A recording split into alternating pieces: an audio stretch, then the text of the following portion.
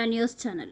తెలంగాణ రాష్ట్ర ప్రభుత్వం ప్రతిష్టాత్మకంగా చేపట్టిన స్వచ్ఛదనం పచ్చదనం కార్యక్రమాల్లో భాగంగా ఈరోజు హఫీజ్పేట 109వ డివిజన్ కాంగ్రెస్ సీనియర్ నాయకులు బాలింగ్ గౌతమ్ గౌడ్ ప్రభుత్వ పాఠశాల చిన్నారులు విద్యార్థులతో in charge Nagaraju, AE Pratap, sanitation in charge Mahesh Prasad, K Venkatesh Goud, division నాయకులు కైదమ్మకుంట చెరువు పరిసరాల్లో మొక్కలు నాటి దోమల నివారణ కొరకు నివారణ చర్యలు తలపెట్టి సంబంధిత సహజ ధోరణిలో మందులు చెరువులో చల్లడం జరిగింది.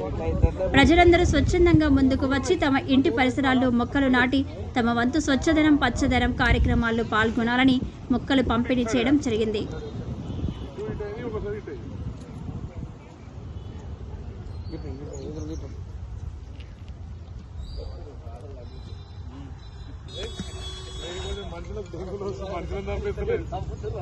దోమలదే కట్టసి చూపిస్తున్నాయనే